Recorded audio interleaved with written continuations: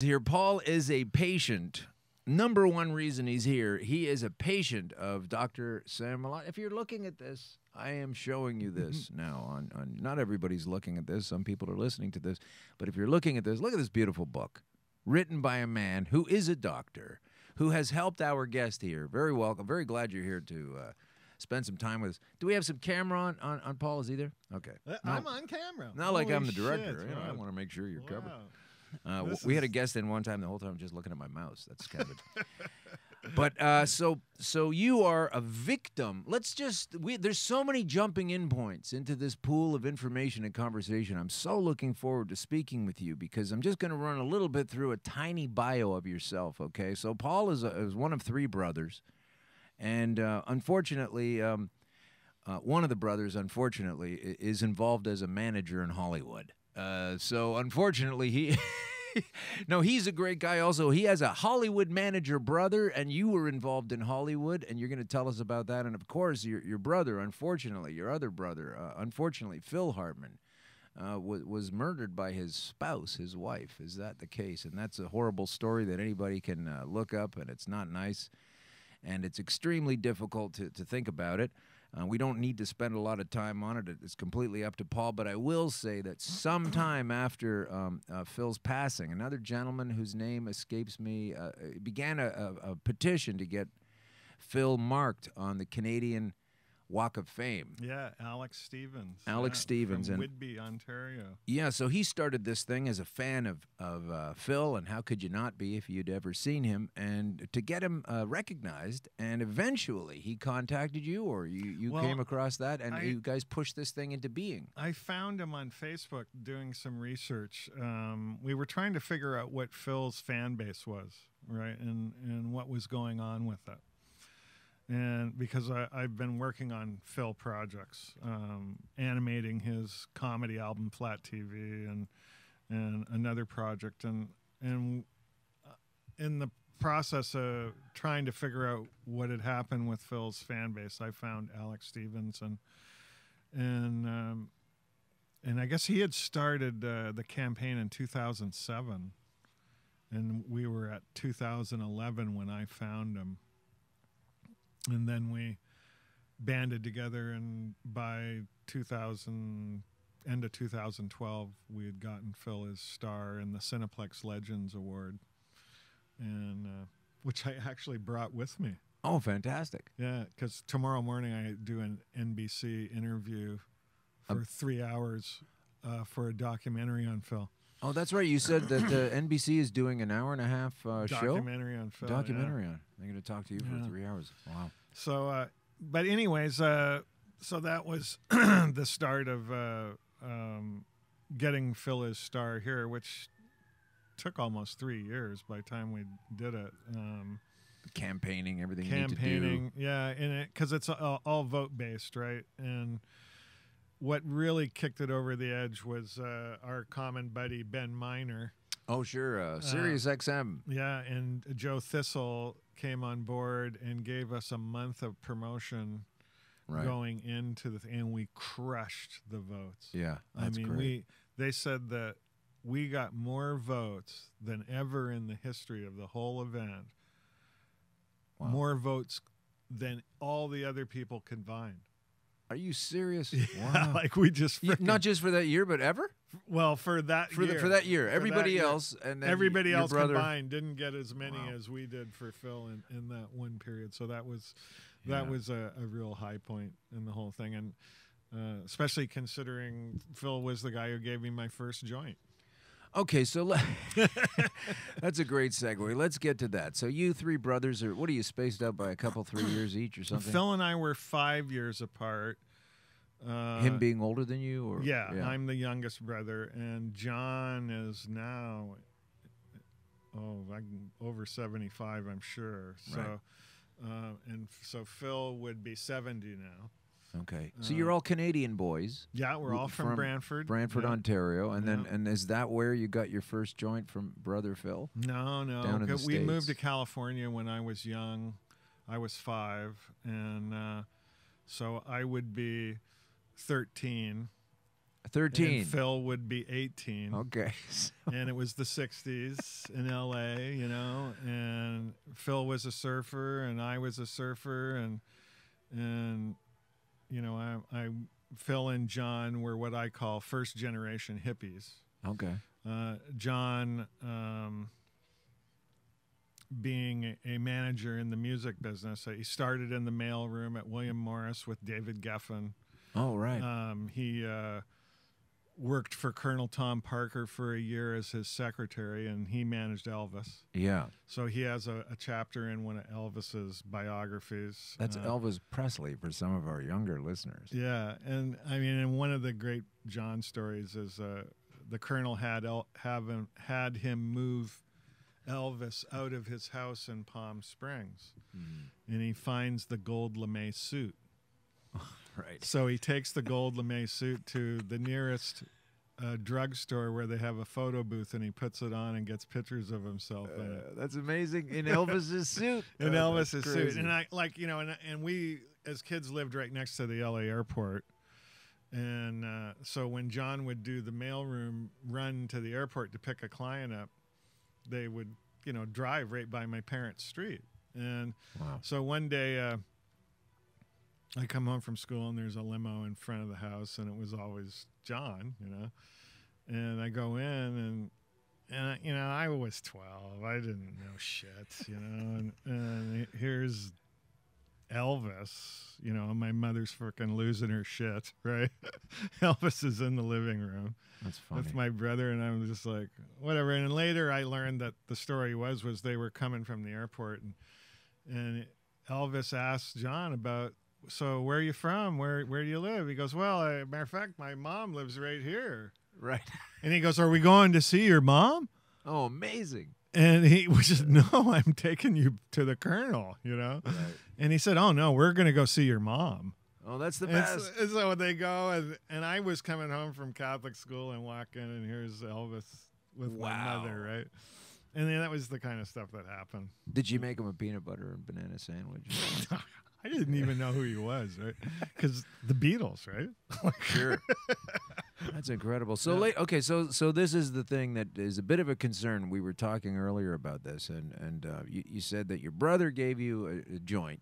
So you smoked it with him, or you took it to school, and then you got onto the, well, I'm taking joints all the time. Well, what happened was, you know, it was the 60s in L.A., and you know, LSD and pills and everything were the most common drugs you could get your hands on at that time. Marijuana was actually kind of hard to get. Okay. And you say pills, like, what do you mean, like bennies and Benzedrine? Yeah, exactly. Bennies, Seconal, Tuinal, the downers, right? Stuff like that. And what's that other one that really slows you down? Well, there was Roar 714 Quaaludes. Quaaludes, right? there Those you came go. after. Yeah. And then there was Rohypnol, which was another version of date rape drug, right? But anyways, it was hard to get pot in California, you know, in the early days. And it's hard to believe, but I understand. When Phil gave me my first joint, and this is a quote that I use all the time, and it was, he hands it to me and he said, alcohol is for people who don't care and don't care to think. And he said, marijuana is for people who care and care to think. And when did he say this? In the 60s? He said this in the 60s when he gave me my first joint. And, you know, being the younger brother, anything that my two older brothers loved, I had to love more. And so, you know, I kind of threw myself into all those things that were the spiritual essentials of hippiedom, right? And cannabis and psychedelics were part of that whole thing, and yoga and vegetarianism and all those things were kind of just that was all happening at the time. Right? Yeah. And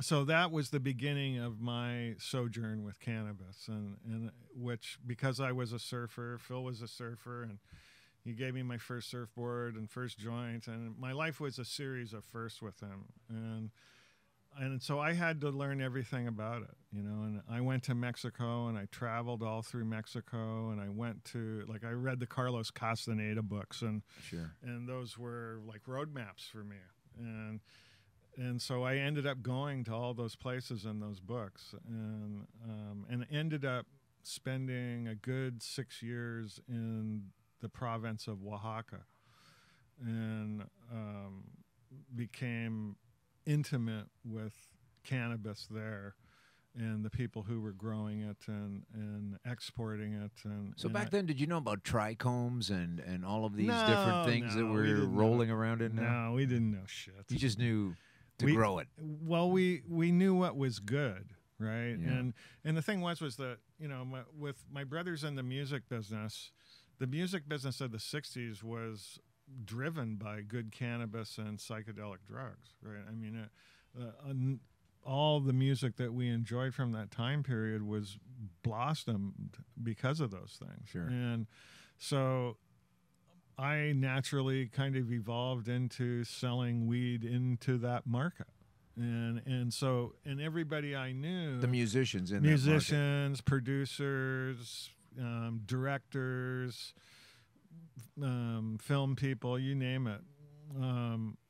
And all that kind of weed was imported at first. And then, that market. Mexico. yeah. Yeah. And so I went and I found the weed there, and kind of became my job with setting up loads for people, bringing them to the States, whether it was, So you would go to Mexico, or yeah. did you ever go to South America, like Colombia, get Colombian Oh, yeah, gold? yeah. I went all the way down to Ecuador. Wow. Obtaining. Mostly exploring. I didn't ever ship anything from Colombia. I had other relatives who did, though. Wow.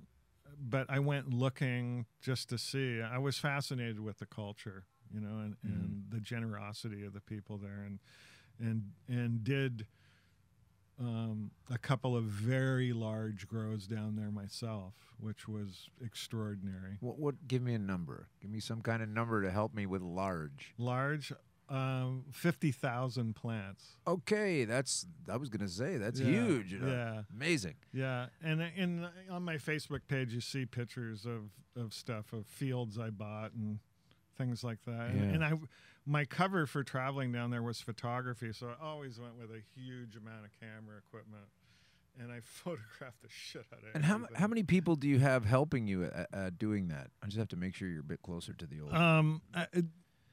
Actually, not that many. I mean, it was amazing how few people we did those kind of things Yeah. with. It was less than a dozen people. You know? So you don't have everything coming out at the same time, because you can't just plant 50,000 seeds all of a sudden, right? So everything's kind of at a staggered pace. Like here's some seedlings, and here's one that's 3 weeks one of the old. things that happens at that latitude is because the photo period, like cannabis is photo period dependent, most of it, right?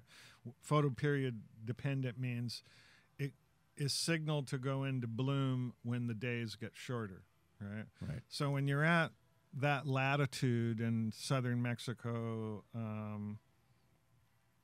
latitude 16, something like that, the photo period doesn't change a whole lot. It's 12 and 12 most of the time. So that is when plants go into bloom in North America. Right? Sure. So working with indigenous strains at that time was how it was done. And the plants grew on a normal growth schedule and Right. still finished in September and October, even in Mexico. So we were some of the first to bring North American strains down there, Wow. which is one of the things I regret doing. Why is that? Well, because you bring all these new genetics into a place and you pollute the natural ones that are there, Okay. right? And they become watered down, and you lose them essentially to in the mix of things. Poor handling. Poor handling. So at this time, though, you're a 18, 20-year-old kid, and you've got access to this cannabis, and you're selling it to the stars? By the time I was doing that, I was in my early 20s. I think I did my first smuggle when I was 19. I carried 100 pounds on a backpack to Bisbee, Arizona, through the desert. Really? With a bunch of other guys. Keep marching through. We had to be able to walk 8 miles with 100 pounds. Wow. And we got $2,500 for doing it. And this was in like 1972. Really? You know, something like that. And then you're selling this stuff to who? Like, can you tell us some of the folks, or, you know? I mean, well, that stuff, I wasn't selling that. That was a job for somebody. But the stuff that when I started bringing it in my 20s, it would go into Hollywood and all over California, because we were bringing in, you know, a couple thousand pounds at a time. And but it was, you know, back then it was different because it was pressed and most of it had seeds in it, and we were always striving to get the sensimilla, or the seedless, right? Right. And we were teaching people how to do that in the process. But what was amazing about Mexico is that cannabis has been in their culture for a long time down there. And the first real connoisseur things I learned about cannabis were there with these maestros de mota, right? And their understanding of the plant was deep because their cultural use of it was extensive. And so, I mean, down there, like when you rolled a joint, the selection of the bud that you would use to roll the joint was critical. It had to be the right dryness. The calyx, or the individual flower, had to be the right size. And then they had a technique and it took almost 20 minutes to clean enough of it to roll a joint. Like, they wouldn't take it and mash it all up, right? Right. They would take it and touch the pointed tip of each calyx and pop it off and not disturb it, right? Because the less you disturbed the calyx, the less you crush the trichomes that were on it. Right. Handle with care. Handle with care, and the more flavor and the more intense the effect, right? And we would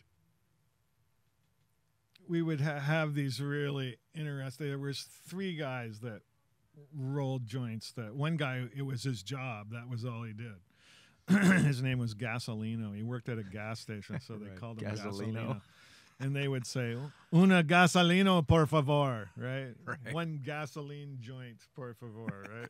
And he would roll one of these things, and we would smoke it, and it was like, wow, that was special, that joint, right? Yeah. And then there was this guy from Mexico City, Napoleon, and he would roll one, and he was a frickin' artist. This guy, like, he was a musician and an intellectual and a brilliant guy, and his would be a little bit better than Gasolino's. And then there was this brujo, which is kind of a witch, that, you know, they have brujos and brujas in Mexico, and it's the cultural religion that kind of crosses Catholicism, right, in Oaxaca. And you see it manifest mostly during Dia de los Muertos in October, which is Halloween.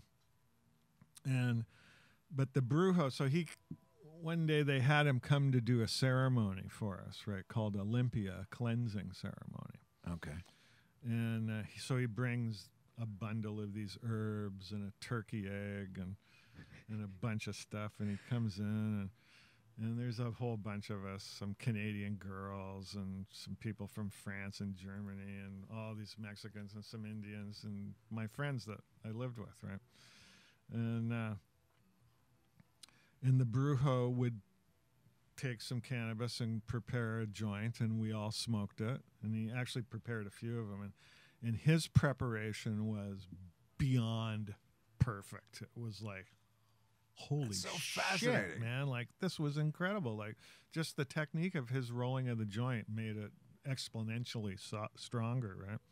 So we smoked the joint, and then we start the process of doing the limpia ceremony, which was, you know, he would read a prayer before a little altar he set up with some holy water and an image of the Virgin Mary with a skeleton face, right?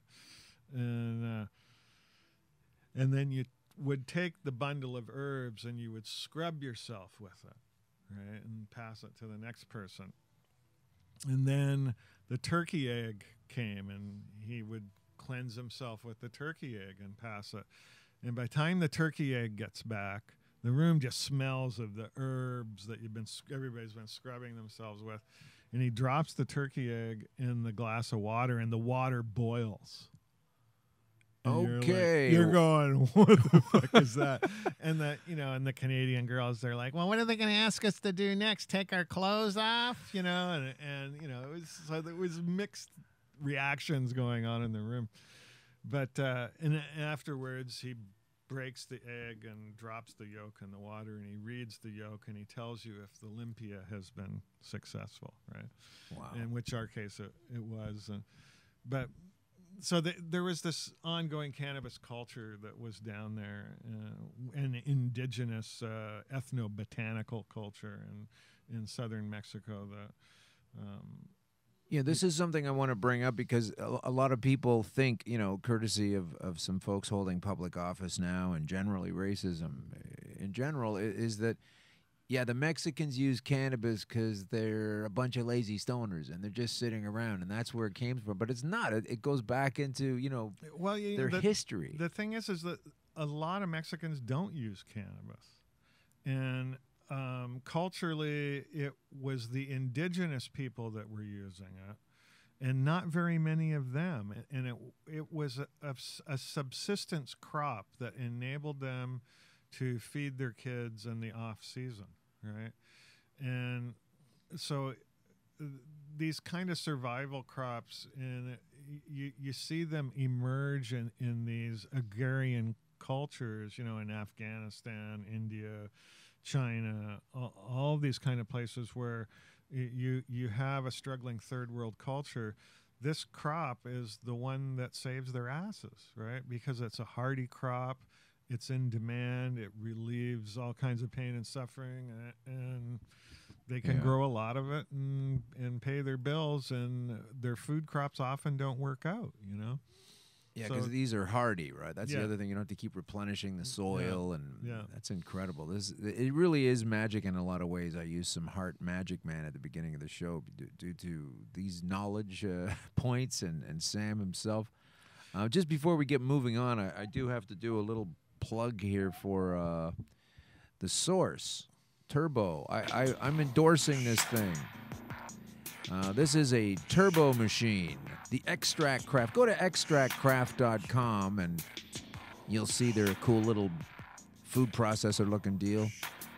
It's an updated design with improved processing time and added turbo mode. It's got altitude-specific tuning. What am I talking about? A smart, safe, and easy way to do at-home extraction. This is going to, you got to pay for the machine, but after that, you're controlling your own input into your body. So you have to source some good cannabis, such as we're hearing about now from Paul, and you have to do that, and you can make this stuff at home, and you can get away with it very easily. And I highly recommend, and I ask you, please don't participate in the rapacious money grab control paradigm of government-run cannabis stores. You're just going to be running into Monsanto weed and a bunch of bullshit anyway at a price they can't possibly tether. So get yourself a machine that can take cannabis, and in a very safe, clean, and easy way to use it, it uses vacuum and gentle warming to make extracts and concentrates.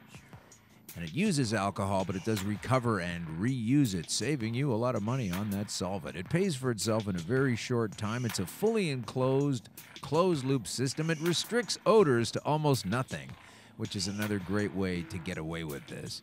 Again, it's extractcraft.com. Check out the Source. It's a machine that you will enjoy to help yourself use this particular substance, cannabis, and it's something that it's basically a tool. I'm gonna say this is a tool to use a tool. Extractcraft.com.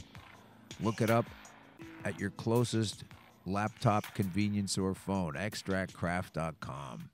I am definitely interested in that machine. I'm sure there are others similar to it, but I'm happy to know that people are learning now how to make their own stuff at home and to take their own power. I had to do that medically. This is for recreational, or it could be medically. I say there's really nothing in between those two other than the perception of other lawmakers. So getting back, Paul, to Mexico and these folks that use it, you say there's a very small section of the society that uses it. And I was just trying to make the distinction that it's not this, reprobate sitting around doing drugs, man, and marijuana, the way it was dubbed this by a North American, not a Mexican. And really, the knowledge of it through Mexico and people of South American extract that's going back is the indigenous history of using this as a medicine, as a food, as a paste, as a balm, as all kinds of things. And it got bastardized into believing that it's these terrible, Cheech and Chong type of Chicanos, man, doing this thing, And it really got that when it was starting to take off in the 70s, like when you're saying, that's when those albums were coming out and people were hearing that, the police were against it and that anybody using it was a bit of a reprobate. Well, it was so bad in the States in the 60s that I was in junior high, and this was before I had any contact with drugs. And there had been a girl in my class that she was the first heroin addict I ever heard of, right? And in high school? In junior high. Junior high. I'm talking the 8th grade, right? And she had a party one weekend. And everybody went to it. I went to it. And there were people smoking pot there. And the next week, she had gotten busted over the weekend for heroin. And she ratted off everybody who was at her party. So we come to school on Monday morning, and they call us into the principal's office, everybody who was at this party. And the police are there. And they arrested us all for suspicion of having been in a place where marijuana was smoked, which was a felony. That's huge. Was a felony. That's unbelievable. And I was like, so I come in, I'm one of the last ones they bring in, and the cop's like, where you at this party on da-da-da-da? I'm like, I don't know. Like, I couldn't remember the fucking weekend after it was over. Holy shit, are you kidding me? Yeah. And they kept asking me the question, and I kept like, I don't know. And one of the girls who was there, she was like, just tell him you were there. We were all there. And I was like, well, I guess I was there. She says so. And then I was all of a sudden under arrest. So, I mean, it was that freaking crazy, that people you could be arrested for a felony of having been in a place where marijuana had been smoked. Yeah, that's unreal. And listen, when I was a kid at that age, I found it fascinating, even though I wasn't partaking. And, of course, I heard of it because I used to watch the news, and I heard about another marijuana arrest. And I remember when Paul McCartney got arrested for it in Japan. In Japan. And you weren't allowed to have it there at all. But we weren't allowed to hear it here. But from a guy that wasn't in show business and just as a little kid, I thought it was – I never really got my head around until I was much older. And this particular aspect, and you were right in the middle of it, and this is it. On the one hand, you heard that it was dangerous and illegal, just like your story you told us about being associated in a room where someone might have used it. That's crazy. And then on the other hand, you had these famous people, these folks that we'd all listen to, or they were actors or comedians or what have you, and they were getting caught with it, and they were getting arrested with it. Mm-hmm. And then the next thing you know, they're flying around, and they're doing their shows, they're singing their songs, telling their jokes. Whereas the other people that you hadn't heard of are presumably still doing time. So I don't know how that split was able to play out. It seemed like there were, once again, two laws for the famous and the rich and the not famous and the rich. Like, how does a guy get busted in Cleveland? He's coming back from Canada, say they're doing a gig in Cleveland or what have you. He gets arrested, and maybe the show gets canceled, maybe not. He still does the show. If he doesn't do it tonight, he does it tomorrow. And they just keep getting away with it. And that sort of was enticing to me as a young kid to go, I want to be on that team. There was great lawyers involved in show business. Michael Stepanian in California, for sure, is probably one of the greatest lawyers of all time, and one of the founders of NORML. Bruce Margolin in Los Angeles, Michael Nassatir, Randy Sue Pollock. These people were all pioneer lawyers. And they represented musicians, that got in trouble in San Francisco and Los Angeles, and bailed them out of every kind of circumstance. I mean, when cannabis was just a big problem all the way around, because the bands took it on the road with them, and they were vulnerable to search by police anywhere they went.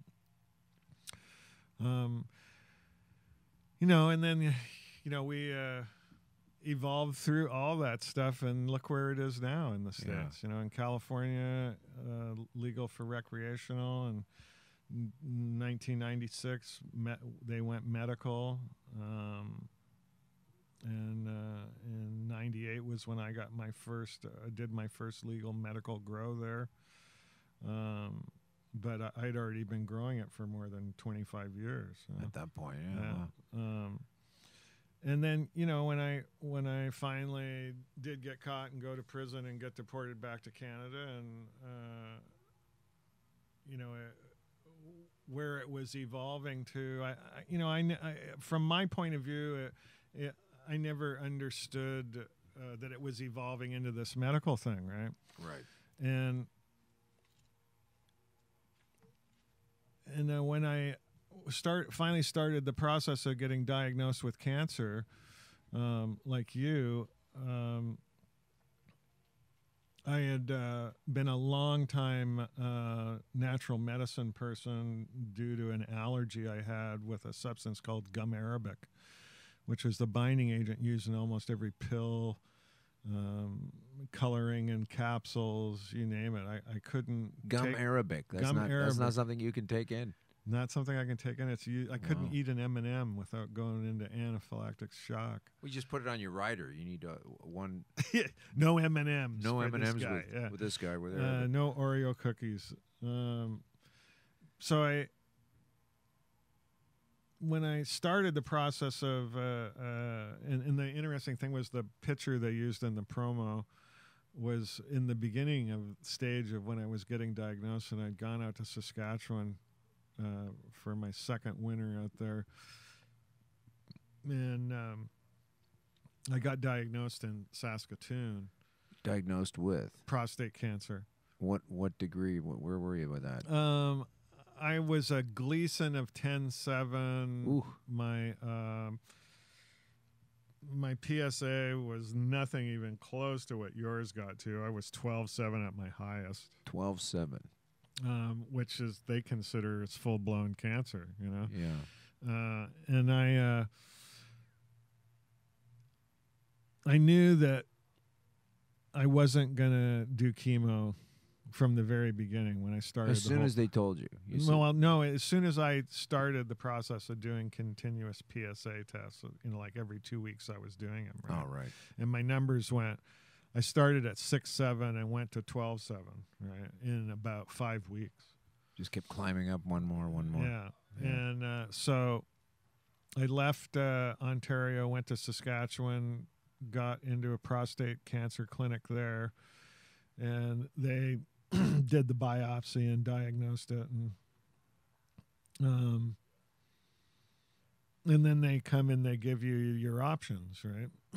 As you well know, they give you your list of shit sandwiches, and I had already started the ketogenic diet and gone vegan and started taking mushroom extracts and juicing turmeric root fresh and grating it into everything I ate, And turmeric root was actually the first thing that gave me any relief from the symptoms because it's such a great anti-inflammatory. Right. This again is another plant. Another plant. Hello. Yeah. Another food. And so by time I was heading back to Ontario in the spring, in February I got the final diagnosis. And then in April, I left to come back, and I talked to Tracy Lamore, who is my publicist and PR person, and also Sam's PR person. Exactly. And when was this? What year was all this going on for you? 2005, 2015. 2015. Yeah. This is when you were diagnosed. Yeah. Wow. So, and I told her, and because she does a lot of work in the cannabis community, I asked her, I said, look, I need to find somebody to get oil from because I want to do the oil treatment. And she said, okay, and she set me up with Sam. So I go to Sam, and we sit and we talked for hours. I mean, it was just like it was like you and I, we hit it off, and you know, a couple of ex-cons and cannabis dudes. Prison story. Hey, look at we this got tattoo. our prison stories and shits, and so at the end of the conversation, he goes, "Wow," he goes, "You're the second most knowledgeable person about cannabis in Canada." Wow. Him being the first. And I laughed. Yeah, I was just like, okay, what? Yeah. Wow. I go, who's number one? He goes, well, I am. I was, of course. What the fuck was I thinking? Right? Was he in BC? He was living there when No, this was out here. He had the place in BC, though. So he started me out right away, and so, tell us what that's like. Like, what was your intake when you say started out? Well, what was the prescription? You know, so to speak? I was really scared. I'll tell you, it was because I'm one of those people who, at the time, couldn't eat a cookie. Right, like I would frickin' get the spins and hit the floor. Right, I could smoke a truckload of weed, but eat one, no. Different. Yeah, totally different. Goes right to the bloodstream. Yeah. So, I didn't know about the 11-hydroxy metabolite that your liver puts out and things like that, but makes it stronger. So so Sam coaches me and tells me what to expect, and I start doing a suppository of a small gelatin cap every night before I go to bed, about an hour, and it was, it was really strong, like although I wasn't getting the spins and hitting the deck with it, right? Yeah, it's a different feeling of high. Yeah, depending on where how you take it in. Totally different. And taking it rectally, you really get your bang for the buck. I mean, it's but it was all happening while I was asleep, and I was sleeping like a train wreck, man. It was incredible. So, and your best healing happens while you're sleeping. So that first 3 weeks, though, was like the Twilight Zone. I'll tell you, it was, I would get up at 6 and I'd sit down by the computer, and all of a sudden it's 4:30. What happened? Right? He lost track of time. Like, just 8 hours, that's all. It's like I just sat down. Oh, man. And, but after 3 weeks, nothing. Zip. Couldn't get high on anything. Yeah. And that was when I got to the full gram dose a day. And you weren't getting high. Wasn't getting high on See, this is what I want to, let's just put a bookmark in here for a second. And these are fascinating stories. I think we've already kind of talked about it a little bit. We have, and we've decided you need to come back more. We've got so much ground to cover, and it's, it's a long show, and it's still not enough time. But this is something I want any of the listeners to understand, whether you're an advocate or a user or not, and especially the skeptical ones, is, so you've just heard Paul explain that at the very beginning he was taking these small amounts and getting completely off of his face and going into a spin and sleeping, and the next thing you know, he's taking 1 gram a day, which is a rather large amount of oil, and he's fine. And I've experienced this same thing. This is the way it goes. Your tolerance increases. Similarly, with alcohol, there's always that one guy at the bar that can have 5 more drinks than you and still, not fall on his face the way you do. And so this is what makes it very painful to me to understand that without going into the science, without going into the research that's available, some of it showing how great it is since the 30s, how they can just arbitrarily, and I mean the states and the police, just arbitrarily throw up, okay, you got this stuff in your system, you're high. You had a little bit in your system and you were off your face. Now you have a whole bunch in your system weeks later and you don't even get a buzz out of it. But if you tested positive on either one of those, that guy is going to go to jail for the rest of his life. This guy might get a ticket. It doesn't make sense.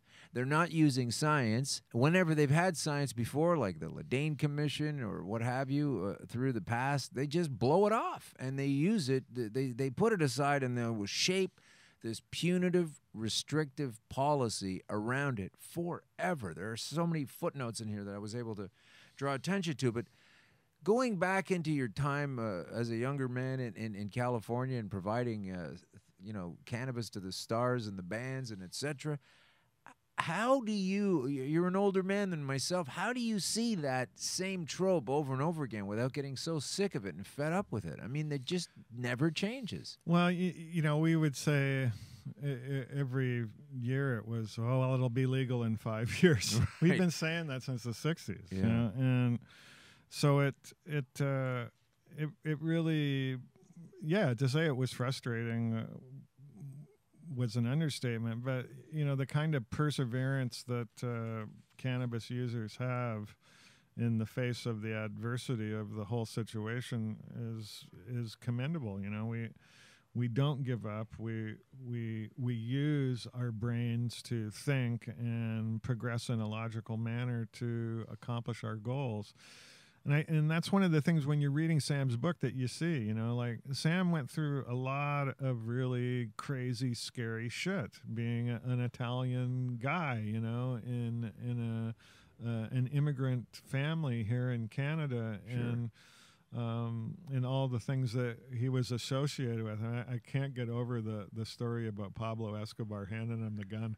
Pablo Escobar, yeah, that's all in here. Yeah, this book is incredible. You got to read this book. But it seems like such a tiny clique of control masters make sure that the masses of us, the awakened of us, the people from the elevated place that have tried it, tested it, read about it, understand it, have the right to do that anyway, particularly when it helps you out physically. And they just keep calling the shots. I mean, there I was shouting down the premier of this province, basically obfuscated with well, keep talking about it later. Just thank you very much and sit down. And of course, they don't, right? No. They bring in more pressure. They're trying to protect a lot of things, though.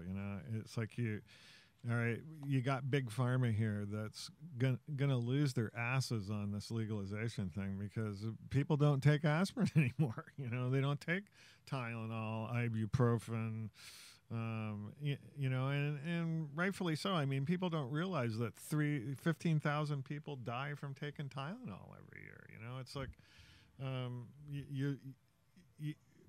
when you get cancer, one of the things that I recommend to everybody is, first of all, you do your due diligence, right? And you got to understand the basics of cancer and how it works. And the fact that genetic cancer is very rare.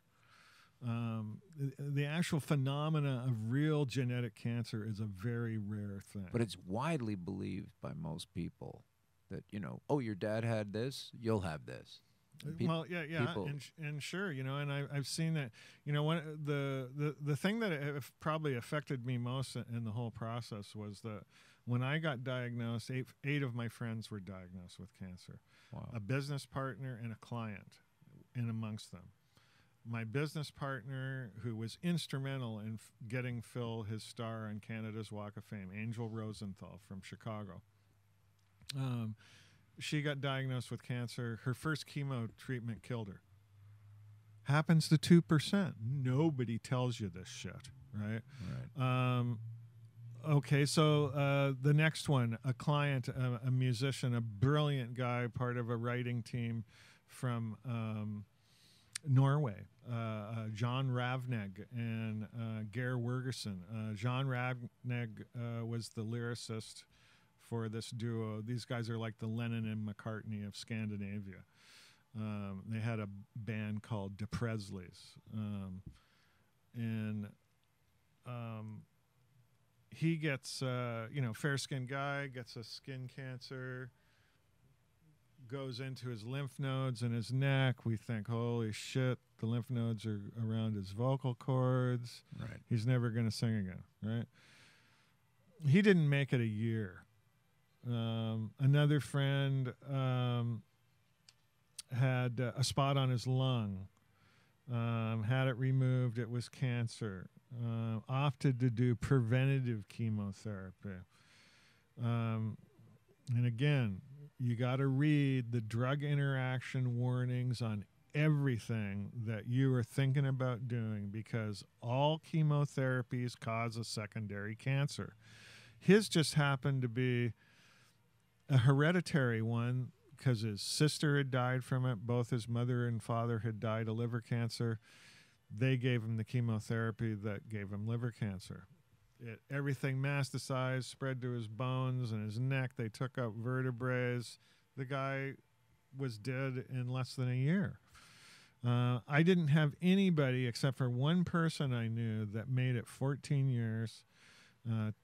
Tammy Ramson, just a beautiful woman, stage 4 breast cancer for 14 years. They did everything on earth to this woman. She had taken so much chemo and radiation that her bones crystallized. Wow. And she would walk and break bones. And I mean, just in a phenomenal amount of pain and the suffering that she went through. And at that point, you know, the people still weren't thoroughly aware of how to use cannabis oil properly to treat stuff like this, and you know, lots of things trying to repress it and keep it in the dark, and then people like Sam pushing it into the light, you know. And so that, you know, the friends and loved ones we've lost along the way to it, you know, I never dreamed when Bob Marley said that cannabis is for the healing of the nation, that it literally was for the healing of the nation. Like, we didn't understand that. That was actual prophecy, you know? Well, I'm sure there's a lot of people might be listening right now saying, this guy is full of shit. Chemo causes cancer? What are you talking about? Come on.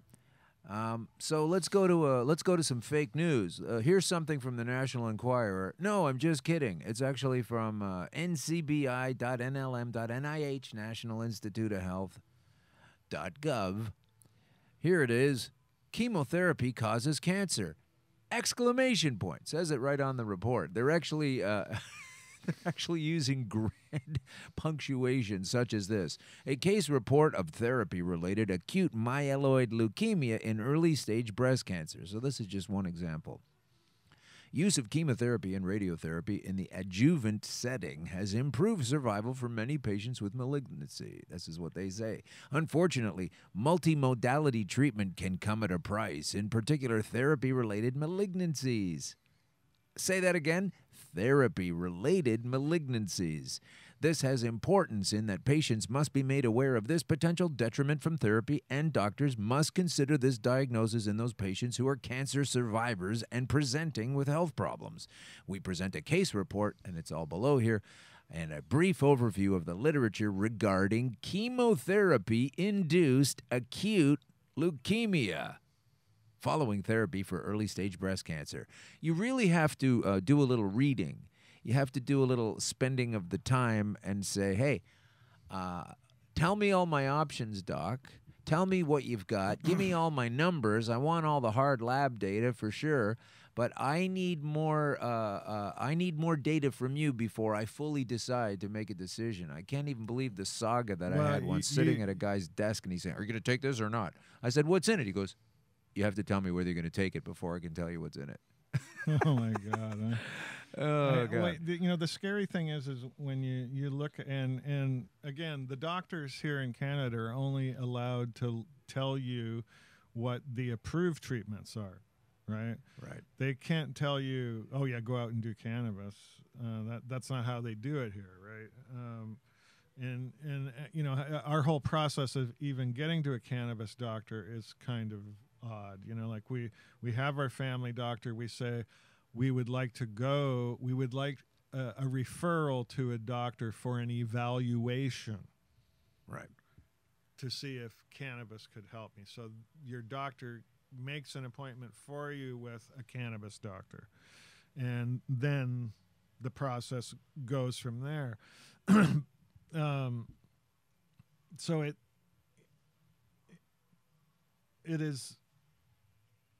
it's difficult to watch people around you suffer and go through these things. And when you've been given a second lease on life, so to speak, as you and I have,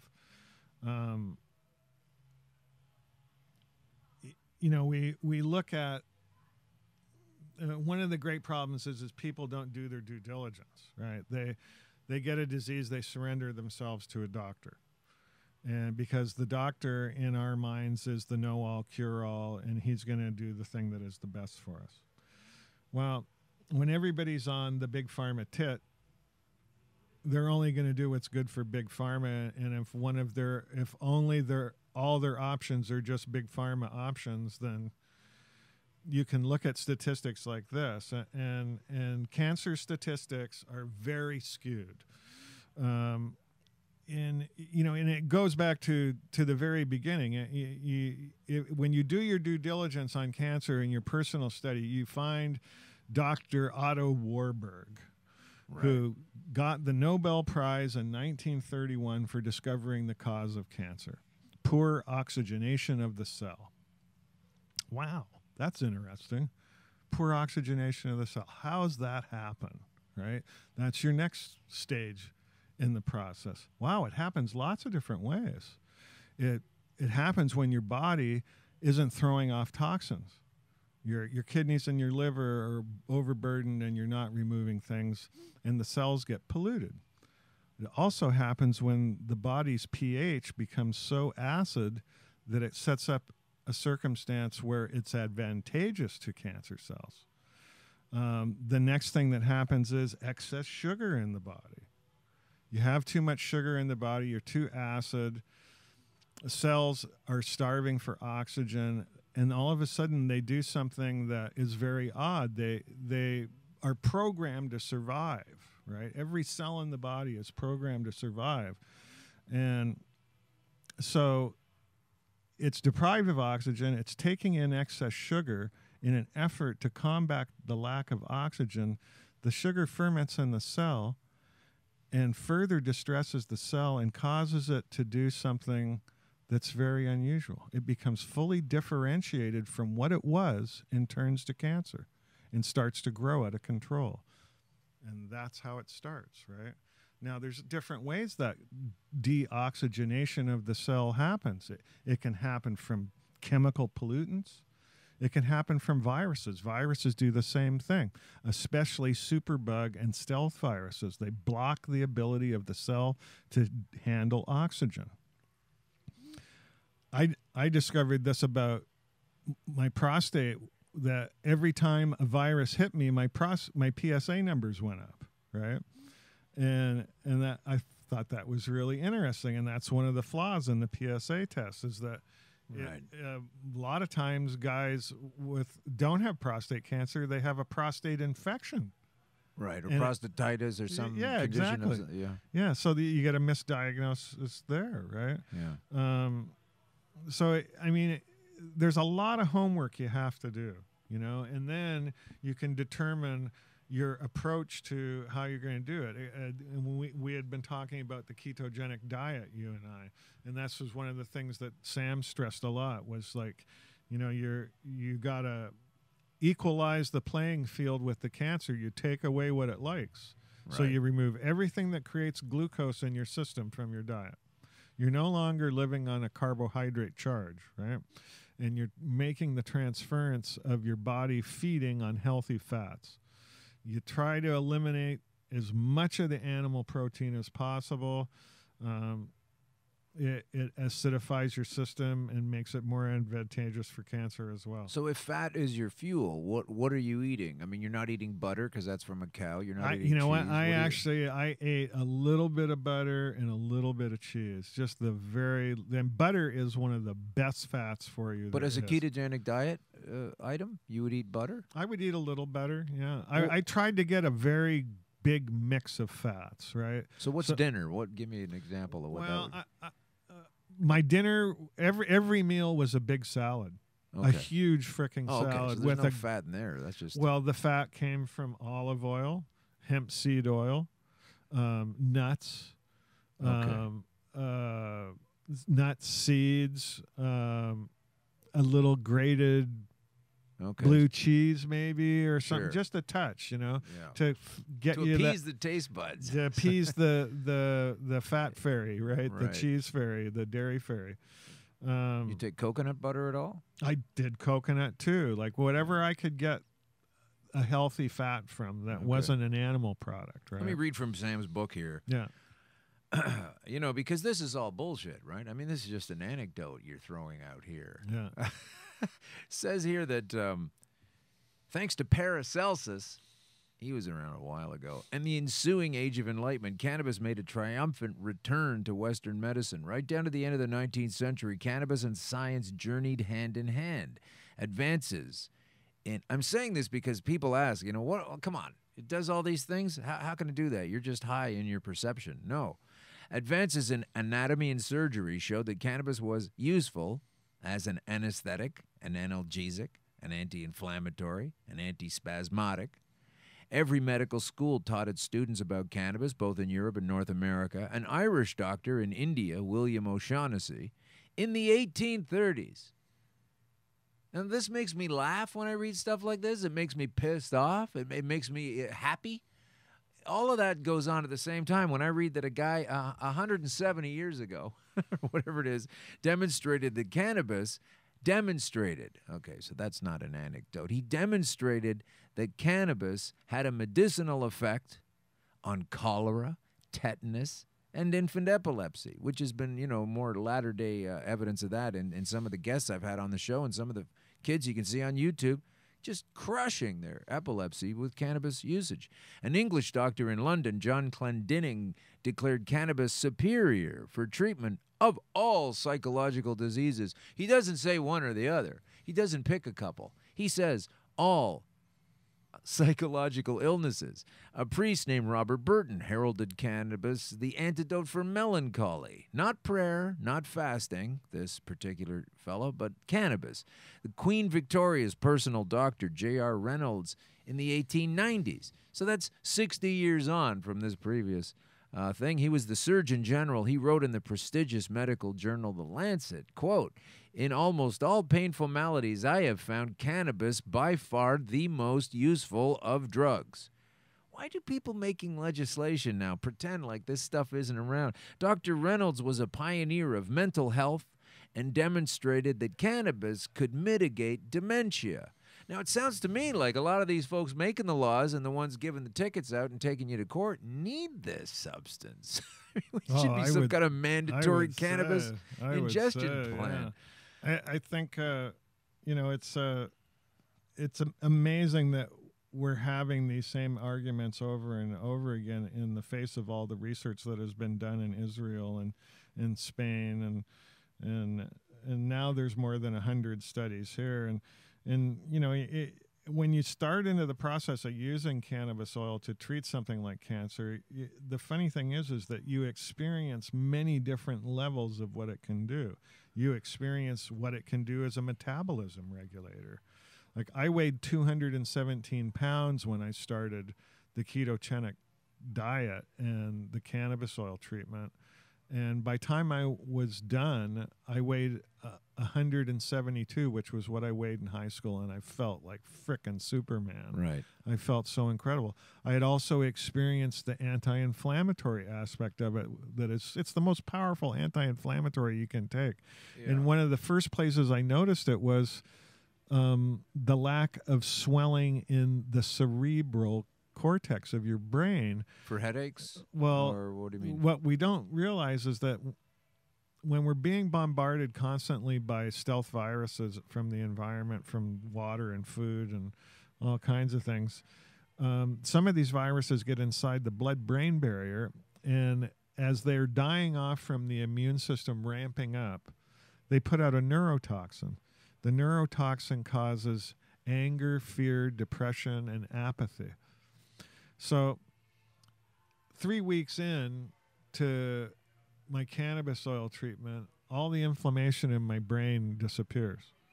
And all of a sudden, it's like somebody took and cleaned the garage, you know, and you go and you park an empty brand new car in it. So what you're saying is cannabis is bad for your brain. That's what you're trying. Okay, next. I mean, that's all they hear. That it affects your brain at all would be a no-no. Yeah, and then when you see, and then you start looking at, oh wow, it works good on kids that have seizures. You go, yeah, the lack of inflammation again is going from the brain, and it gets rid of helps mitigate the plaque that builds up for people with Alzheimer's and stuff like that. These are metabolism regulating things that we don't even think about. It's the same for diabetes, right? Yeah. Oh, I lost all this weight. Wow. So this is what it does: is it resets the way our body functions. It's almost like rebooting it. Well, you lost a lot of weight there. Yeah. You did, but there are also people who aren't weighing enough, and the cannabis will bring them up to the same kind of level. Regulates their metabolism the other way. Yeah. It brings you back into natural balance with your system, right?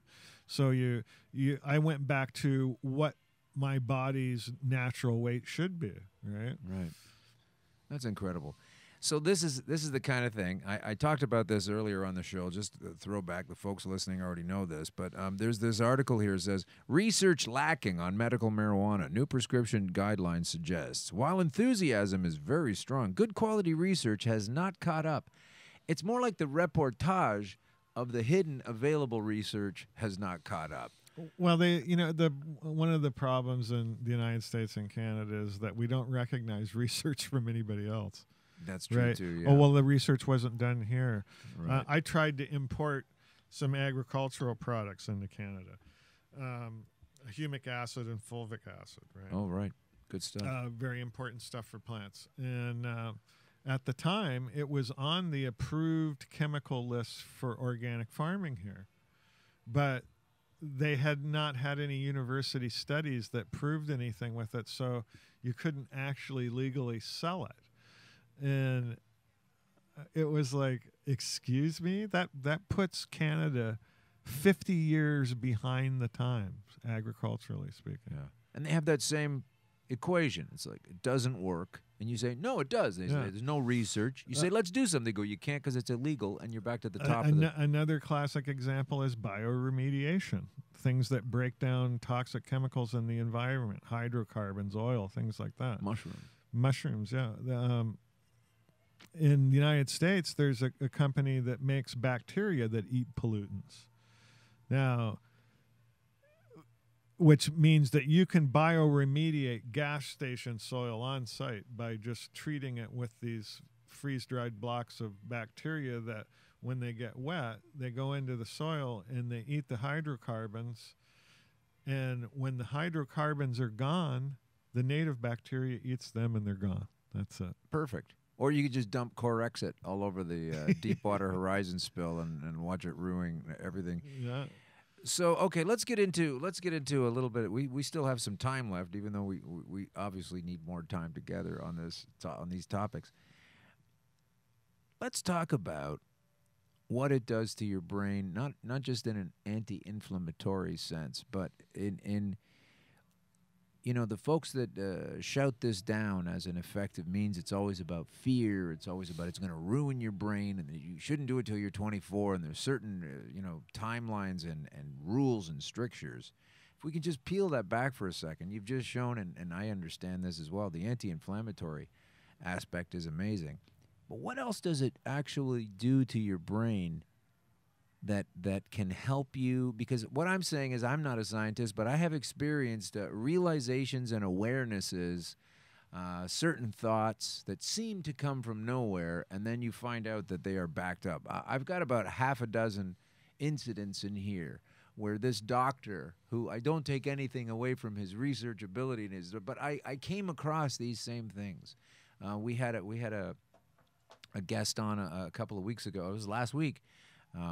Dr. Michelle Ross, and she's got a book called Vitamin Weed, and this is something that kind of came to me. I was like, this is a food. Now, quickly, if you imagine someone with a horrible case of scurvy which is usually a result of a lack of vitamin C. And you could find someone to get a very bad case of scurvy, and then you took citrus and the citrus plant and you know everything that's great about vitamin C, and you were able to concentrate that down similarly to this oil we use for cannabis. How fast would that citrus get to the teeth and the gums and restore that? Probably more quickly than just eating sections of orange once in a while, because it's concentrated, right? So it does do these things. These concentrated food patterns, these food substances do things to us. You know, any good food is going to improve you or worsen you if it's terrible. So that's what this is doing. But this thing about the brain starting to realize things, starting to get ideas that other people had that are long buried knowledge, I think this is one of the key reasons, and it'll never be stated, why they put this barrier in front of us from accessing this thing in the first place. Well, you know, when I think one of the big disconnects for people is that they aren't connected to the plants that give us substance and life, right? Like, you know, we have a disconnect to food. And there was a time and period when you used to hear people say, you are what you eat. And food is your medicine, right? And that's real stuff. I mean, diet and you know, we're chemical factories, right? Mm-hmm. We're these biological chemical factories, and we stuff things into it. And it changes it to something else, and yep. your ATP breaks builds it up. Down. And, yeah, exactly. And if you don't put quality things in, you don't get quality reactions, right? Right. And so, you know, it comes around to food quality and diet and all kinds of different behaviors. And then genetics comes into the picture too, you know, because we all have a genetic predisposition for something that is ultimately going to take us out, right? And so what we learn in this cannabis journey is that we have evolved alongside this plant, and we have specific things inside us that lead us to this plant. Matter of fact, most animals have an endocannabinoid system. That's true. Yeah. You know, cats, dogs. My cat loves to eat a fresh ganja leaf off a plant. You know, and it's quite good for dogs who have inflammation. CBDs are great for them. And also dogs that have seizures, that THC actually works on them too. So it's, you know, we have to make this reconnect to the plants that are out there for us, because first of all, one of the things that happens with all pharmaceuticals is that your body views them as a foreign substance, right? Sure. And they carries a toxic load. It can ruin your liver taking opioids. Your liver, your kidneys. They cause actual inflammation in the body. Your body has to figure out a way how to get these chemicals out of the body. Processing it through the kidney and the livers may not be the decision that your body wants to make. Maybe it's going to store it somewhere in other tissue. You know, these consequences all manifest themselves as we get older, right? And the body becomes less firm and has less ability to deal with getting rid of toxins. So it, you know, we understanding how your body works and the relationship between different approaches of medicine are as great as the diversity between Eastern and Western medicine. I mean, the Chinese have been treating ailments for 3,000 years compared to our over 250 years here with Western medicine. But we have copped the term mainstream medicine, and they are alternative medicine, even though we are the alternative to this ancient medicine. Yeah, the alternative medicine debunk is, you know, one of their favorite things is to call natural doctors quacks, right? And trying to degrade their position. I mean, now there's so much good data about natural medicine. A lot of people aren't aware of this study. There's something called the China study. Can I just hang on a second before we get to the China study? Because this is great. I didn't know we were going to go here, but I would like to say that we have this book. We're giving some of them away. You should get one. If you don't win this contest I'm about to describe, go to the store and buy one anyway. And even if you do win the contest, go to the store and buy one and give it to a friend of yours. You can't believe the information that's available in this book. We don't have time to go through it all right now, but you want to have this. You want to have this fantastic book. And to do that, go to our socials, Green Crush Pod, at Green Crush Pod. We're on Instagram. We're on the Facebooks and the everything else is in Twitter. So go there. Also, hashtag I support Jenny Hallam. She was on the show earlier freaking out because the government's going crazy doing these awful things to her. And she is really a warrior. My hat is off to her. She's an incredible woman. So just wanted to cut in there before we finish the show. Book giveaway. And we also have another giveaway for a box of cool stuff. It's a ritual box provided to us by last week's guest, Nathan. I'm sorry. Nathan Woodworth. There it is. I don't always remember the name. He's not sitting right there in front of me. So check that out. It's a nice box. I took a picture of it. Usually Kim takes pictures of that kind of stuff, but I had to do that. So you can win that. You can win this book, and you should win both, and definitely try. So now let's go back to the China. The China study. You know, I came across this by accident. It was a documentary, and it was these doctors, Western doctors, were starting a study about cancer. And, of course, China has the largest population on the planet that you could hope to do a study in. Mm-hmm. And so what they did was they took a map of China and they took all this information they had about what kind of cancers happened where in China. And they got these doctors from the West hooked up, and they took all the data and information they had. And parts of China have become very westernized. The diet, everything. They eat all the same junk food Hot we dogs do. And relish they and got hamburger, all that. McDonald's and everything, right? And in those areas, they started to see different health issues coming up that were similar to health issues in America, in North America, right? And then the areas where it was more vegetarian, less so, right? And they started to figure out how diet plays into this whole thing because they all of a sudden had access to millions upon millions of people to use as the data they needed.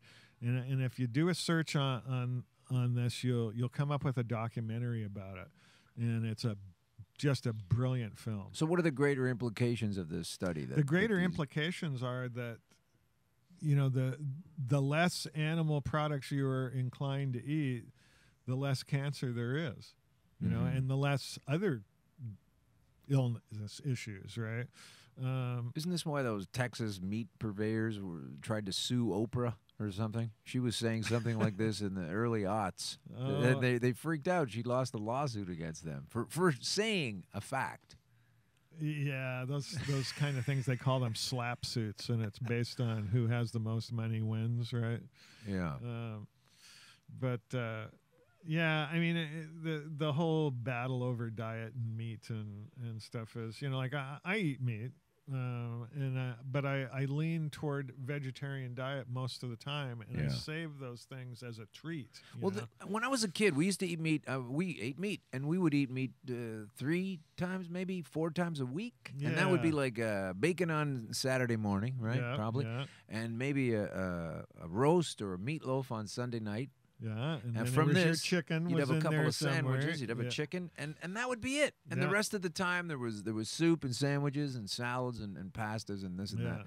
And I don't understand why people don't understand that. You know, that was kind of the normal diet. You have a certain amount of that stuff, and it lasts in your body for a while, and then you replenish it. But the way we live now with this cash-driven, you know, money-driven, commerce-driven society, you need to get up in the morning and hit a drive-through restaurant on your way to work to get some kind of sandwichy muffin kind of thing with some sort of pork version in there, and then it's off to lunch. It's KFC, and then later on it's a pizza, and then total disconnect from our Wendy's food is open till 3 a.m. drive-through, and you're Yeah. eating meat like 6 times a day. Yeah, yeah. You know, and I don't think that even if you're a meat eater, I don't think you should eat it as much as the advertising company spreadsheet would prefer. Well, it's the North American thing. More is more, right? I mean, it kind of was how our mode of operation here in North America has always been. Our measure of wealth is how much meat we eat. That was one of the things that happened during the Second World War. There wasn't meat in England and France and those places. The soldiers got it all, and they ate their horses, and they did this and that. And it turns out you only need 10% protein in your diet. And you look at how I always go back to the Chinese and how they ate, and the Asians, because they treat meat like it's a condiment. Right. Rather than the main thing, right? And they always put a lot of vegetables in with it. And I remember reading, we went through all the diets in the hippie days. Phil was the first vegetarian I ever met. Wow.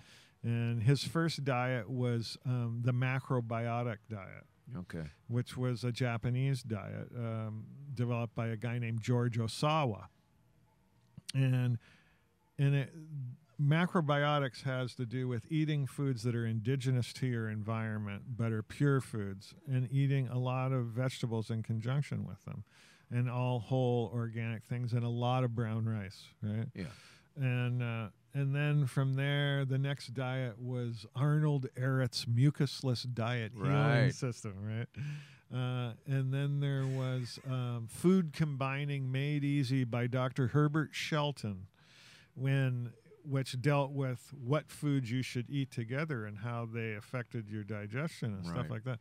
So, and then you had the yoga diets, what yogis ate, and their diets were very unusual. Some of them only ate chicken. Some of them lived on milk. Some of them lived off the air, the pollen in the air. The great book Paramahansa Yogananda's Diary of a Yogi is a wonderful book. Well, this all comes back down to self-empowerment, right? I mean, don't let an advertising company tell you what you're supposed to eat every day, and get like you say, your own due diligence. You have to find things out. I had to find things out and learn how not to see if there was an option, and I felt that there was to not die. To get a year given to you and say, hurry up and get your affairs in order. And internally, I was wrestling with, I don't know if this is denial, where I just don't want to hear this bad news and I'm going to die horribly anyway, or it actually had a sense of like, no, that's not, he's only telling me 4 things, and there were more things out there. What's incredible is that in your story is how bad your illness got. That is. And how far you came back. I mean, that's absolutely astounding in terms of what, 99% of the people who get a stage 4 cancer diagnosis are dead in the year. But most of them try things that are offered to them by their doctor. I consider myself blessed because I've been through a lot of things in my life. I almost drowned at sea with another comic, Craig Campbell, too many car crashes. And after a while, I started to realize, like, if I'm not getting some kind of a spiritual hand somehow, I'm just super lucky, And I feel like I'm either spiritually blessed or lucky. Don't get hung up on it. That I was not given the option to do chemo because, like you, I wasn't going to do it either. I didn't want it, and I thought I'm gonna just ride this out the best I can without it. And then they didn't even offer it as an option. And then I was like, oh, hang on a minute. What do you mean I'm not eligible for it? That's kind of scary. The scary thing is you look at the statistics of how cancer plays out, right? And, okay, so in my life, 100% of the people who chose the traditional treatments died. Okay, that's in my personal life. Yeah. That's my personal experience of what I've seen, right? So I look at, then you go in and you look at actual cancer statistics. Okay, so if you, and they've now changed this, they've lowered it from 5 to 3 years. If you make it 5 years, that's considered cured, right? Right. Now it's just 3 years. Okay, so you take 100% of the people who take this treatment. What is the percentage that are going to make it 5 years? Well, that's only 30%. Wow, yeah. So of that 30%, actually only about 20% of them are going to make it 3 years. The ones that make it the 5 in remission, the rate of failure after 5 years is 80%. Is that why they reined it into 3 years to get people to get a higher win stat? To change the view of the statistic. It's statistic skewing, as they call it, right? And so, all right, so now you have so with it changing to 3 years, you've bumped it up to 40% or something, but you still have the 80% failure rate of remission, and for a lot of people, it happens after 3 years. And for 20%, it happens at 5. The ones that happen at 5, the ones that make it 2 years beyond that is 5%. The ones that make it another 2 years is less than 2. So, wow, off 2% out of 98% of the total is what they base their whole marketing scam on, right? And you don't realize this until you start looking at the numbers in depth and you see how they play it out. A lot of it's done by most people who die of cancer die of some secondary thing. Where did you get those numbers? Oh, personal research, just going over study after study. Some of them are governmental? Yeah, a lot of them are governmental. Okay. Well, all death statistics that I found were governmental. The best I would go and I would say, what cancer do people die from here, right? Yeah. And you can see like things around nuclear power plants. It's always got a spike, sure, right? It'll be 80% above national average kind of deal, right? And wherever, like you look at Hamilton. Hamilton is a place that has steel radical. town. It's steel town. Sure. You got heavy metals. You've got smelting. You've got all the industrial pollutants in the air. You got heavy cancer, right? You also have got Parkinson's and Alzheimer's really heavily in those areas, right? And you can, all these statistics are available. The people just need to go and look at them. Take a look. And it's kind of easy stuff to figure out because you know how they're playing the game. You know that everything's a marketing scheme for these pharmaceutical companies. I mean, you look at the advertising that's on TV. Like they advertise these drugs that they're trying to hype people, and then they have the disclaimer that goes on for longer than the length of the actual commercial. Oh, it's like 5 and minutes. You're like, geez, well, why don't you just give me a gun and I'll kill myself? You know, like that's unbelievable. Shit. Well, we've heard a lot of great things about football players. I don't know if you watch the NFL. Obviously, you've heard of it, and these guys are cracking their heads together all the time. Sure, they wear helmets, but their brains are slamming around, and you could never smoke a joint. There were always bad people smoking joints and taking cannabis. Now they're finding this is great for CTE and helping those guys out. They don't necessarily have to die of a heart attack at 55. Yeah. And now from marijuanamoment.net, this came out last week. It says here that the union that represents professional basketball players think they should be able to use medical marijuana without being punished for it for the NBA. I don't think they take as much head slamming in that sport, but they think it's a good idea in a national sport. This is a big deal, I think, in moving forward when a big body such as the NFL, the NBA. Well, I mean, if anybody needs those kind of anti-inflammatories, those guys do. I mean, think about their knees and holy shit, basketball. It's got to be rough on the knees. Oh yeah, brutal on the knees. Football, holy God! I mean, those guys are practically crippled when their careers are over. You know. The immune system, it's a series of pieces and bits. It's you could pull it out. You could extract that from the human body, just like the circulatory system, etc. The immune system is actually connected to the brain.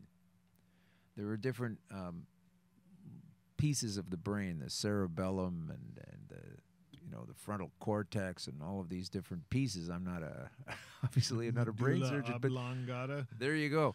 And so when you're using, this is something that came to me, and I've yet to find it in the book, but I'm sure it's in there, and I wonder if you can speak to this at all.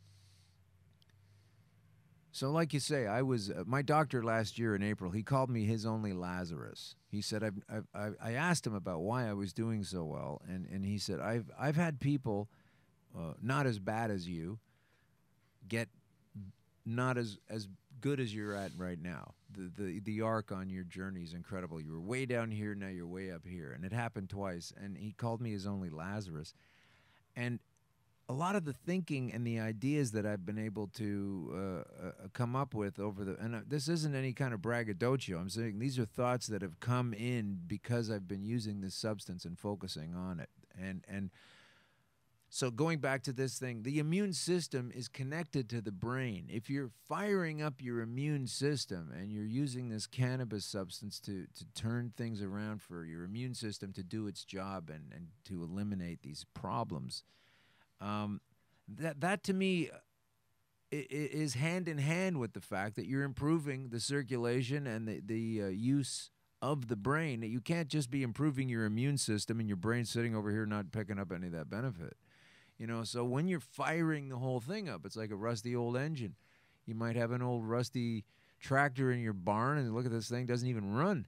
Until you start shaving off some of the rust and maybe change a couple of parts and lube it up, and then the next thing you know, it's running again, And I really feel that has happened. And, of course, I can't document any of this. I don't have any solid evidence to this fact.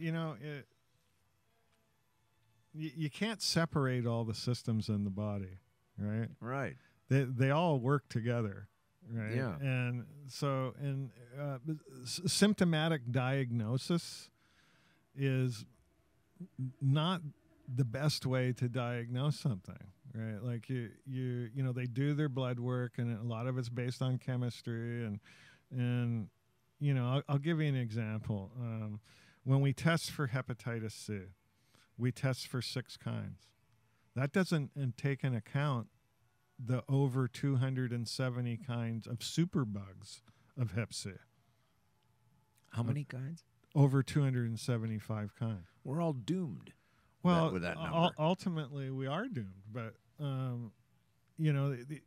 these are the kind of things that in science, as we progress and our ability to measure things improves, we've actually disproved some of Einstein's theories. Only because at the time of his theory, he was limited in his scientific ability to measure something, right? Yeah. And as time evolves and our ability to measure things becomes more accurate or goes to a new level of measurement, we perceive things differently. And that's going to be how it is till the end of time, right? We also, in a culture, in Chinese medicine, all the systems work together and they have an ability to measure them all. In acupuncture, every system and organ system in your body has a pulse that is measurable. And when a Chinese doctor takes your pulse, he's not just measuring the pulse of your heart, but he's measuring the pulse of your kidneys, your liver, your spleen, and on and on, and we have to view these things as working in harmony together to achieve any superior level of health. And this is where the simple chemistry of diet comes in, proper exercise. I had a friend in Laguna Beach got diagnosed with leukemia. And this was way, I might have been 21 when this happened. The guy went out, became a marathon runner, and didn't take any treatment from the doctors, just started running. Yeah. His leukemia vanished. Years later, I think about reading Dr. Otto Warburg's thing about oxygenation.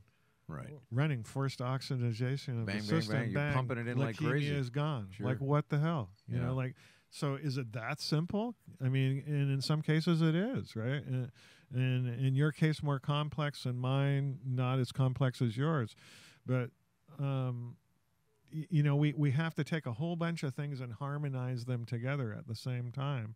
And those are the kind of things that in my treatment with Sam, he always stressed, like, keep on top of the diet, no alcohol, no this, you know, you know, starve the cancer, feed your Western body. world, is it maybe in the Western society things seem to be focused on point by point by point. Like, for example, when I was vegetarian and vegan years ago, people would say to me all the time, I would get this response, well, why are you doing it? Is it for your health, or is it for the animals, or is it, you know?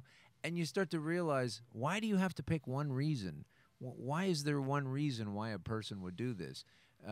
To me, it became something like, what's the most important spoke on a bicycle wheel? Well, they all need to be there, and they all need to be properly tightened and tuned, and you don't just have 2 or 3 spokes. Yeah.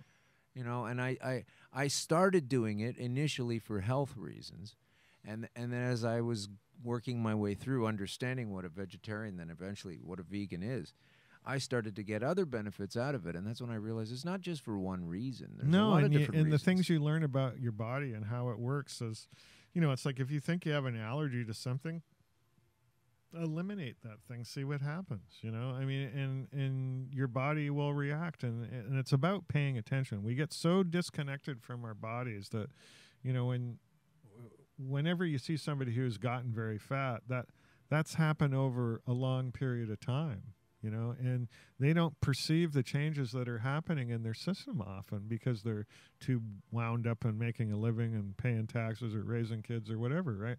They lose that connection, right?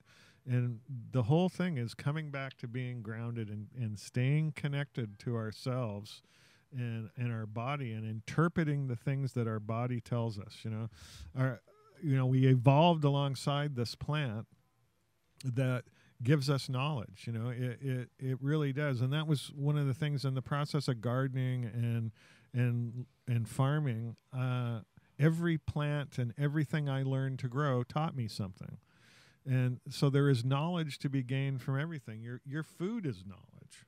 You know, these are things that feed you and feed the chemistry system of your body and enable it to function at whatever level of function it is. You know, you put junk food in your body, you're not going to get the best output, right? Yeah. You put good quality materials in a system that is a chemistry system, you get good quality output. That's true. I just read something recently about Pringles chips and how additionally terrible they are for you compared to potato chips, which are already heralded as one of the worst things that you could possibly eat. But Pringles are off the chart, apparently. This segment not brought to you by Pringles. Pringles, a chip that I don't really feel like I want to eat. And right on cue, here comes a fire truck. We have to get going now. Geez, we're kind of running out of time. I wanted, though, if we could, if you would indulge us and the listeners, you've got all these great old crazy stories from Hollywood days. Let's reset the table here. Paul was, he was a purveyor of cannabis for some of your favorite entertainers and musicians. Oh man! Can you pick a band, or can you pick an actor, or can you pick someone that's not going to get you in trouble, but just give us a little backstory? I'll just tell you a Hartman and Goodman story. Hartman and Goodman was the management company I worked for that was started by my oldest brother John Hartman, who is John was the first cannabis connoisseur I met. In my life, and still is a cannabis user to this day, and you know, the music of the 60s was spurred on by good cannabis and psychedelic drugs, and it was a big thing, and in rock and roll, you know, we managed Crosby, Stills and Nash and America and bands like that, and it was traditional to have the office pound. And so you would, you know, and we had these fancy offices at Crossroads of the World on Sunset Boulevard in Hollywood. And it was not unusual to come in and smell the aroma of cannabis burning at any given time of the day, or several people walking around with a fat one hanging out of their mouth, as traditional in California. But so my brother had this drawer in his beautiful oak desk, and people would walk over and they'd open the drawer, and there was a pound of weed in it, and they'd take the rolling tray. And, you know, it was not uncommon to see David Crosby or Graham Nash smoking a joint there.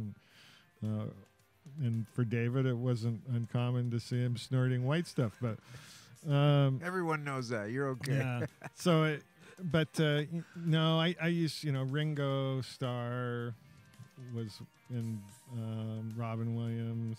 And did you ever smoke with these guys, or you know, just sell it to them? Oh yeah, you smoke with them. Yeah. So you got high with Robin Williams and Ringo Starr. Yeah, Jack Nicholson was another one. Jack I used to Nicholson. keep his checks. I didn't cash him. Yeah, because they said John J. Nicholson, Mulholland Drive on them. Oh, cool. Same with Ringo's. They said Richard Starkey. That they always came from his lawyer. What's the biggest check you got back in the day from Jack Nicholson that you didn't cash? Oh, $1,500. $1,500. Yeah, yeah. That's amazing. They always ended up getting cashed, I'll tell you though. I tried to keep them for as long as possible. Eventually, yeah. And then you tell the teller and she's too young, doesn't even know who he is as an actor. Our guest today has been Paul Hartman. It's so great to have him in, and we have scratched the surface. I think we've officially scratched the surface. There's so much more to cover. We'd love to have you back when it's convenient for you. And once again, the great... Why is he here? Because he's a patient of the great Dr. Sam right. Malachi. Sam saved my ass, literally. Literally saved his ass, and now we are doing our best to return the favor to him, and we hope that you will get on our socials at Green Crush Pod and pick this thing up. And, buy that book. It's cheap. It's a cheap book, and it has, you know, in price, but not in content. No. So that's absolutely the case. Yeah, it's wealthy in content, and Sam's story is...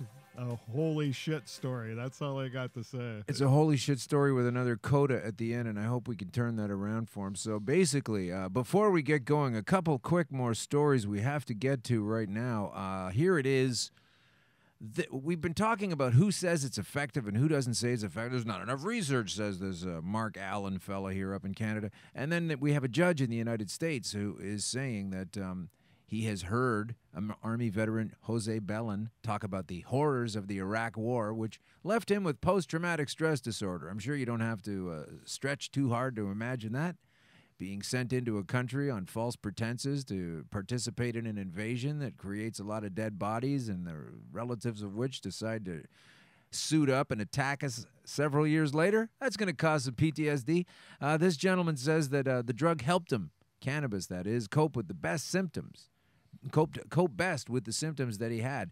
And his Veteran Affairs doctors could not legally prescribe it, though. But he says once he did cannabis, he felt the relief. And here now is a judge agreeing with this. This is a judge, what's his name? What's this fellow's name? Does it even matter? He says, how can you say there is no currently accepted medical use, the judge asked. Your argument does not hold, he is saying. So there are judges. There are some police officers. Not all of them climb a tree when they're high. There are many lawmakers and legislators, and I implore you, if it's at all possible, if you're listening to this show as either a critic or a fan or someone that told you should listen to this show, I wonder if you could do us all the favor of writing to your local legislator, be it provincial or federal, and say, look, there's a ton of data on this stuff, and we no longer need to be oppressed. And maybe you don't partake in cannabis, but maybe your nephew or grandson does, and you really don't want to send people to jail like Paul has had to do and so many other people. Paul actually went away for mushrooms, but that's a different topic on a different show. Next year, this show will be called Mushroom Crush. But it's really important that you avail yourself of this information that is right at your fingertips and has been there for hundreds of years in the recent history and thousands of years well beyond that. I am telling you, I would not be sitting here without it. I absolutely know that to be the case. And I am getting a fresh update on Friday, so we will hear where I am at. And if it's good news, isn't that fantastic? And if it's not good news, I'm doubling down and going back into the green swimming pool, and we will track it. So part of me wants it to be perfect, and I don't have any problems, and I'm moving on fantastically well with my life. The other part of it wants to be, oh, it sort of came back a little bit, and these numbers are somewhere, because I have not been taking the oil in a concentrated way for some time, And perhaps I'm a chronic user. Perhaps I have to keep using this medicine, getting to a nadir of almost dying and popping out a 1,296 PSA, 1296. And 700 the other time. That was nothing. I don't know why I had this 12-point something or other PSA fella in today. A little piker. Yeah, I know. I feel like an amateur. But Jesus. We'll talk about that next week. I will have obtained those results, and I'm sure it will be interesting and it will be honest, and I will bring it to you, and we will hear how this is going. In the meantime, thank you for listening. Support Jenny Hallam. Support her. I believe in her. I trust in her, and she's doing a great job. You have been listening to Green Crush Conspiracy Queries with Alan Park, and we are going to go out now with our famous 15-minute long closing theme. So I hope you enjoy yourself and have a great weekend. Looks like it could be a wet one here in the eastern part of this city. Thanks again to 234 King Street East, the Pacific Junction Hotel. Green Crush Conspiracy Queries with Alan Park is a production of Eggplant Digital Media, some of Canada's best and most interesting digital media. Peace out.